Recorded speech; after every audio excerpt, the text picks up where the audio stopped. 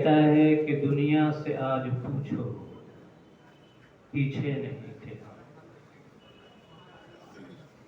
دنیا سے آج پوچھو پیچھے نہیں تھے ہم، انگریز لے رہا تھا جب امتحان۔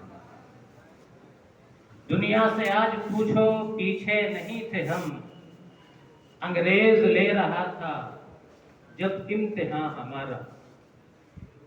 زد میں بھی گولیوں کی مقصد نہ ہم نے چھوڑا، زد میں بھی گولیوں کی مقصد نہ ہم نے چھوڑا، قیدوں میں بھی نہ بدلا عزم جواں ہمارا۔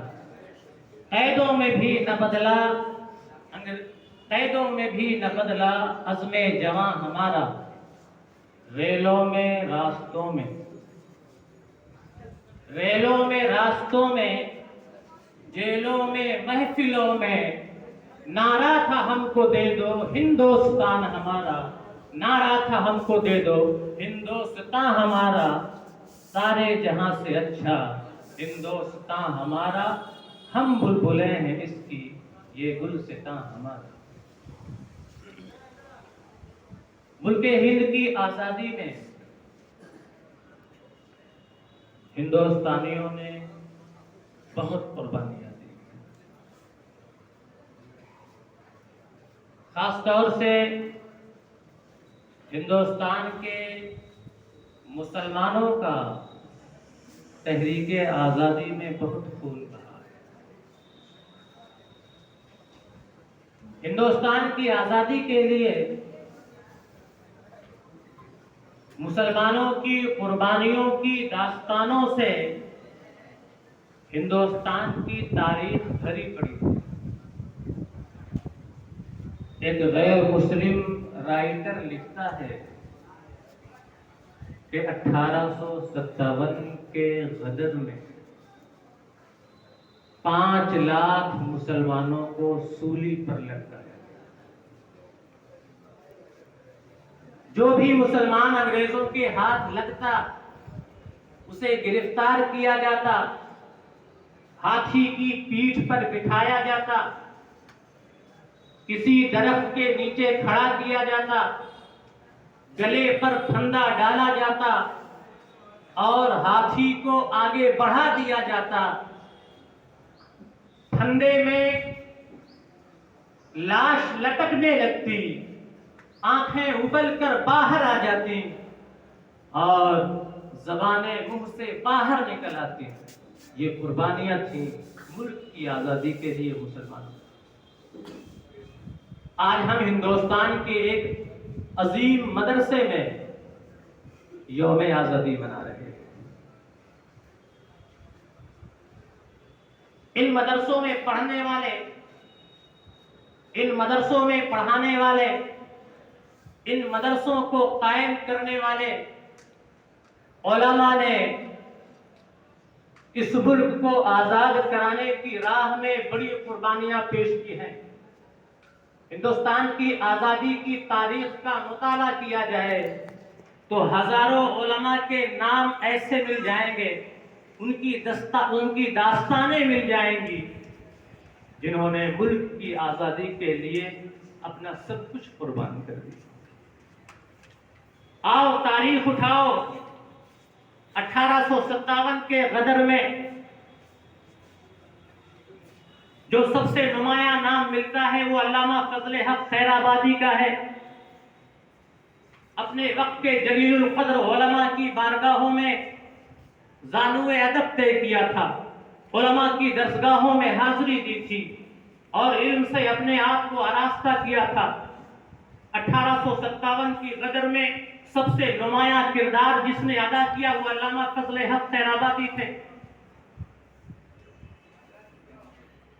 انگریزوں کے خلاف جہاد کے لیے باقاعدہ فتویٰ مرتب کیا، دہلی پہنچے، لال قلعہ کی پوشیدہ مجلسوں تک صرف محدود نہیں رہے، جنرل بخت خان سے ملاقات کی، آزادی کے لیے مشورے کیے اور پھر جمعہ کے دن جامع مسجد دلی میں علماء کی موجودگی میں، عوام کی موجودگی میں انگریزوں کے خلاف جہاد کا فتویٰ صادر کیا تھا، جس پر اس وقت کے جلیل القدر علماء نے اپنے دستخط کیے تھے، سگنیچر کیے تھے، آخرکار گرفتار کیے گئے۔ مقدمہ چلا، جس مخبر نے آپ کے خلاف گواہی دی تھی، کچہری میں ججوں کے سامنے جب آپ کی علمی ہیبت دیکھی، علمی روب دیکھا، کانپ جاتا ہے اور کہتا ہے کہ جس آدمی نے فتوائے جہاد پر دستخط کیا تھا وہ یہ نہیں تھے۔ اس وقت علامہ فضل حق خیرآبادی للکار اٹھتے ہیں کہ اس مخبر نے پہلے جو بتایا تھا وہی حق ہے، اب یہ میرے علمی روب کی وجہ سے مروب ہو گیا ہے، جھوٹ بول رہا ہے۔ سن لو، میں نے جو فتویٰ دیا تھا وہ فتویٰ میں نے ہی دیا تھا، آج بھی میں اپنے اس فتوے پر قائم ہوں اور ذرہ برابر بھی میں اپنے فتوے سے انحراف نہیں کر رہا۔ سزا سنائی گئی، جزیرہ انڈمان بھیجا گیا، وہاں انگریزوں نے آپ پر، آپ کے ساتھیوں پر ظلم و ستم کے پہاڑ توڑے۔ آخرکار 1861 ہجری میں آپ کا وصال ہوا۔ آؤ ہندوستان کی آزادی کی تاریخ دیکھو، ایک اور نمایاں نام ملے گا، مولانا کفایت علی کافی مراد آبادی کا، انگریزوں کے خلاف جہاد کا فتویٰ دیا تھا۔ بریلی کے اطراف میں لوگوں کو جہاد کی دعوت دینے کے لیے، جہاد میں شامل ہونے کے لیے بریلی کے اطراف میں دورے کیے تھے۔ حویلی مراد آباد میں انگریزوں کے خلاف عالمی جہاد بلند کیا تھا۔ مولانا احمد اللہ شاہ مدراسی، نواب معز الدین، مولانا اسحاق علی کی ہمراہی میں انگریزوں سے مقابلے کیے تھے۔ مراد آباد اور رامپور میں اکثر جنگوں میں فتح حاصل کی تھی۔ آخرکار اپنوں ہی کی غداری کی وجہ سے، اپنوں ہی کی سازشوں سے گرفتار ہوئے 1858 میں، اور مراد آباد کی جیل سے متصل برسر عام انہیں سولی پر لٹکا دیا گیا تھا۔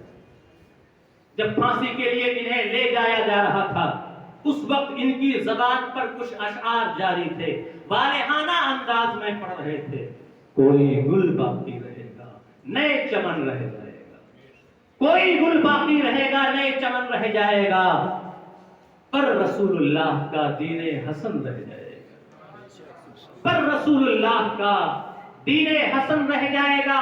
ہم سفیر و باغ میں ہے کوئی دم کا چہچہا، ہم سفیر و باغ میں ہے کوئی دم کا چہچہا، بلبلیں اڑ جائیں گی، سونا چمن رہ جائے گا، سب فنا ہو جائیں گے کافی ولیکن حشر تک، سب فنا ہو جائیں گے کافی ولیکن حشر تک، نام حضرت کا زبانوں پر سخن رہ جائے گا، نام حضرت کا زبانوں پر سخن رہ جائے گا۔ تاریخ اٹھاؤ ہندوستان کی آزادی کی، ایک اور نام ملے گا، اعلیٰ حضرت امام البرکت امام احمد رضا قادری بریلوی قدس سرہ کے دادا بزرگوار حضرت رضا علی شاہ کا۔ تحریک جنگ آزادی میں آپ دوسرے مجاہدین کے ساتھ رہے، بریلی میں آپ کا مکان اور مسجد انقلابیوں کے مراکز بنے رہے۔ جنرل ہیڈسن نے آپ کا سر قلم کرنے والے کو 500 روپے انعام دینے کا اعلان کیا تھا۔ مشہور مورخ ملیسن لکھتا ہے کہ بریلی کی سرزمین میں انگریزوں کے خلاف لوگوں کو آمادہ کرنے والوں میں جو لوگ سب سے بڑے ذمہ دار ہیں، ان میں سے ایک ہے جنرل بخت خان، اور دوسرا ہے ان کا ساتھ دینے والا رضا علی خان بند کاظم علی خان۔ وہ لکھتا ہے کہ بریلی کی سرزمین میں انگریزوں کے خلاف لوگوں کو جہاد کے لیے دعوت دینے والے رضا علی خان ہیں۔ اگر یہ اور ان کے ساتھ والے، ان کے معتقدین، ان کے ماننے والے انگریزوں کے خلاف نہیں اٹھتے تو بریلی کی سرزمین پر قبضہ کر لینا انگریزوں کے لیے بہت آسان تھا۔ आओ हिंदुस्तान की आजादी की तारीख उठाओ, पढ़ो, पढ़ते भी हो लेकिन जानबूझ करके इनकार करते हो ताकि हिंदुस्तान की आजादी के लिए मुसलमानों की कुर्बानियों को भुला दिया जाए। हिंदुस्तान की आजादी की तारीख में एक और नाम मिलता है हजरत शाह अहमदुल्लाह मद्रासी का। इन्होंने भी अंग्रेजों के खिलाफ जिहाद का फतवा दिया था। दिल्ली पहुंचे थे, जनरल बख्श खान से मुलाकात हुई थी उलमा के मशवरे से। जब हजरत अल्लामा फजल हक खैराबादी ने जुमा में जामे मस्जिद में अंग्रेजों के खिलाफ फतवा सादिर किया था, उस फतवे पर जो लोग दस्तखत करने वाले थे उनमें से एक हजरत शाह अहमदुल्लाह मद्रासी थे।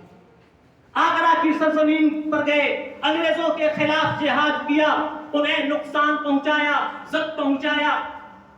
कानपुर आए, कानपुर में भी अंग्रेजों का सामना किया, उन्हें नुकसान पहुंचाया। लखनऊ गए, लखनऊ में भी अंग्रेजों का सत्यानाश किया। लखनऊ से फैजाबाद पहुंचे, फैजाबाद में भी अंग्रेजों के खिलाफ लड़ाइयां लड़ी और उन्हें सख्त नुकसान पहुंचाया। आखिरकार जब शाहजहांपुर गए और शाहजहांपुर के मैदान कागजार में अंग्रेजों के खिलाफ लड़ाई हुई, उस वक्त अपनों ही की गद्दारी की वजह से, वतन फरोश लोगों की बेवफाइयों की वजह से मुसलमानों को शिकस्त का सामना करना पड़ा। और उस जंग में जो लोग 1275 हिजरी में जो लोग शहीद हुए थे मुल्क की आजादी के लिए, उनमें हजरत शाह अहमदुल्लाह मद्रासी थे।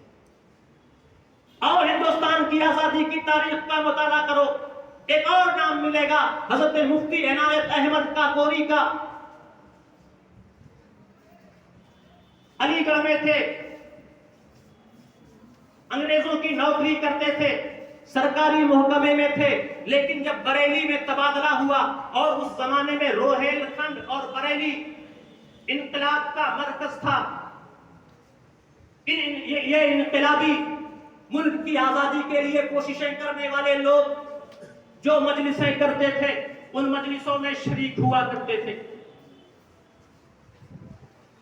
बरेली में अंग्रेजों के खिलाफ जो मुहारबा हुआ, मुहारबे बरेली में मुसलमान बहुत मेहनत के साथ, बेजिगरी के साथ लड़े, अव्वल फतह हुई। उसमें हजरत मुफ्ती इनायत अहमद काकोरी शामिल थे, रहनुमाई कर रहे थे, क़यादत कर रहे थे, लेकिन आखिर में अपनों ही की गद्दारी की वजह से शिकस्त का सामना करना पड़ा। जब बरेली की सरजमीन में अंग्रेजों का तसल्लुत हो गया, जो लोग गिरफ्तार हुए उनमें हजरत मुफ्ती इनायत अहमद काकोरी भी थे। 1858 में इन्हें काला पानी की सजा सुनाई जाती है, जजीरे अंडमान भेज दिया जाता है। वहां पहले से ही हजरत अल्लामा फजल हक खैराबादी मौजूद हैं, जेल में मुख्तलिफ किताबों पर काम करते हैं ये दोनों हजरात। आखिरकार कुछ लोगों की कोशिशों से हजरत मुफ्ती इनायत अहमद काकोरी जेल से रिहा होते हैं, काकोरी पहुंचते हैं, कुछ दिन वहां रहते हैं और फिर कानपुर चले जाते हैं, मदरसा फैज़ आम कायम करते हैं। ये मदरसा कायम करने वाले लोग हैं, मदरसा फैज़ आम कायम करते हैं कानपुर में। मशहूर जमाना आलिम व बुजुर्ग हजरत मुफ्ती लुत्फुल्लाह अलीगढ़ी को कौन नहीं जानता है। इनके मदरसे फैज़ आम से फारिग होने वाले सबसे पहले आलिम। 1863 हिजरी में हज व ज़ियारत के लिए रवाना होते हैं, पानी के जहाज पर बैठते हैं, पहाड़ से जहाज टकरा जाता है और आप पानी में गर्क हो जाते हैं, डूब जाते हैं। इस आलम में कि आप इहराम की हालत में होते हैं, नमाज पढ़ रहे होते हैं। ये उलमा हैं, ये दर्स देने वाले हैं, ये उलमा की टीम तैयार करने वाले हैं, ये मदारिस कायम करने वाले हैं, जिन्होंने देश की आजादी के लिए कुर्बानियां दी हैं। आज इन्हीं मदरसों को बदनाम करने की कोशिशें की जा रही हैं। मुल्क की आजादी के लिए जिन उलमा ने, जिन मदारिस ने, जिन दसगाहों ने इतनी अजीम कुर्बानियां दी और जिनकी कुर्बानियों की वजह से आज हम आजादी की सांस ले रहे हैं, इस मुल्क की सरजमीन में आजादी की राह में कुर्बानी देने वाले इन्हीं उलमा को बदनाम किया जा रहा है। इन्हीं मदारिस पर इल्जामात लगाए जा रहे हैं, انہی مدارس کو دہشت گردی کا اڈا قرار دیا جا رہا ہے۔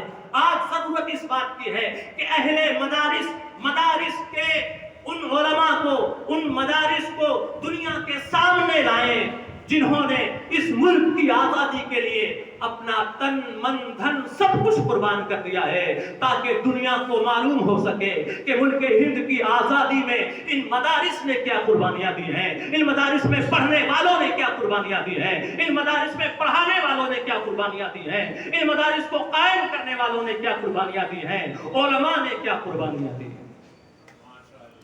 پروردگار عالم ہمارے ملک کو امن و شانتی کا گہوارہ بنائے اور ہمیں اپنی تاریخ آزادی کو پڑھنے، دنیا کے سامنے پیش کرنے، دنیا کو بتانے کی توفیق عطا فرمائے، ان مدارس کو محفوظ رکھے اور ان مدارس کی حقیقی صورتحال دنیا کے سامنے لائے۔ وما توفیق الا باللہ۔ السلام علیکم ورحمۃ اللہ وبرکاتہ۔